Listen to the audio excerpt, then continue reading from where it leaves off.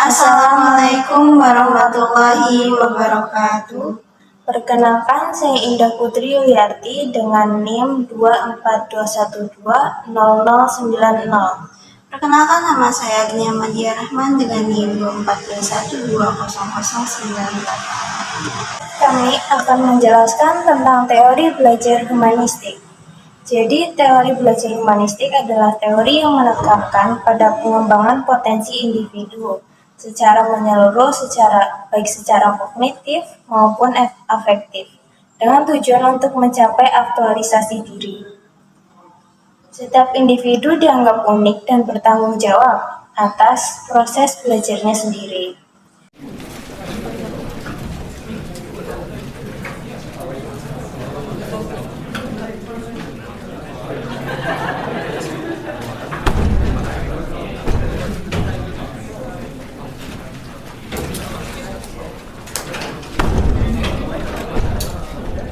Ciri-ciri dari teori ini yaitu fokus pada aktualisasi diri, melibatkan aspek kognitif dan afektif, mengutamakan pemahaman individu, menekankan perilaku dari dalam diri, belajar dikendalikan oleh individu bukan orang lain.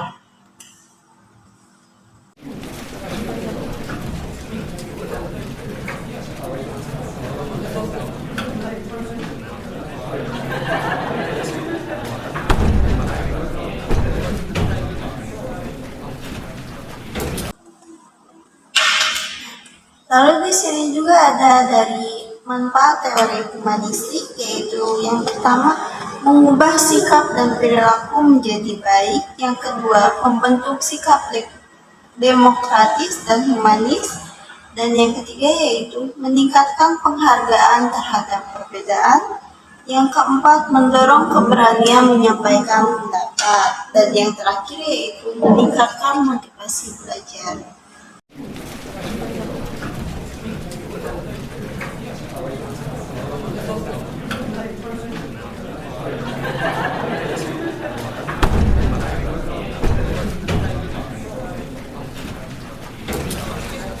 Di sini juga ada tujuannya, yaitu tujuannya agar manusia mengenal, menghargai, dan mengembangkan potensi dirinya serta menjadi pribadi yang utuh. Nah, selanjutnya itu ada tokoh-tokoh utama dari teori belajar humanistik. Yang pertama itu ada Abraham Maslow. Abraham Maslow mengembangkan hierarki kebutuhan dari fisiologis hingga aktualisasi diri.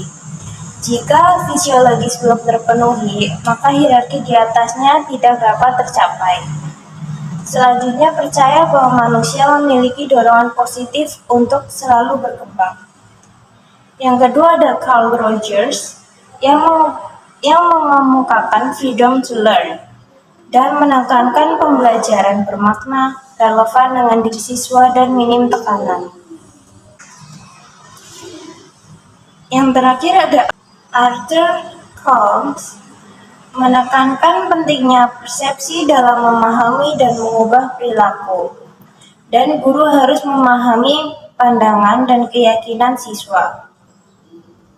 Selanjutnya ada peran guru.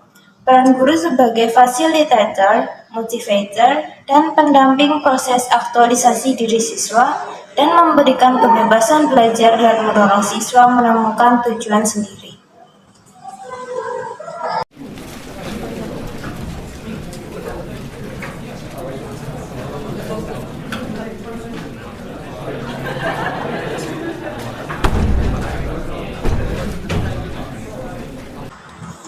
di sini juga ada peran siswa dalam teori belajar humanistik, yaitu harus aktif, mandiri, dan bebas berekspresi, dan memahami, mengembangkan potensi diri. Dan yang terakhir yaitu memaknai pengalaman belajar secara pribadi.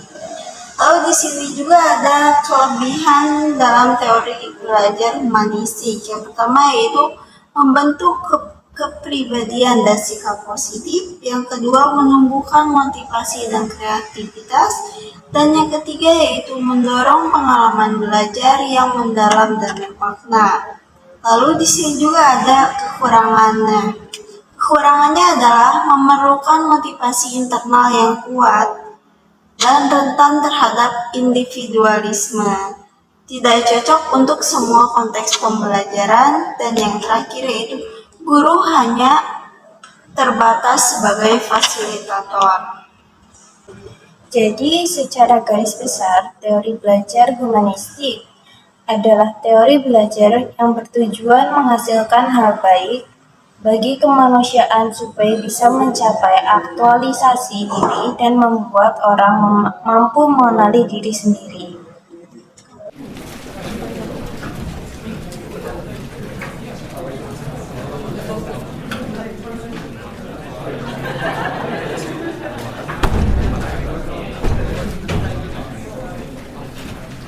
Sekian dari kami, kurang lebihnya kami mohon maaf. Wassalamualaikum warahmatullahi wabarakatuh.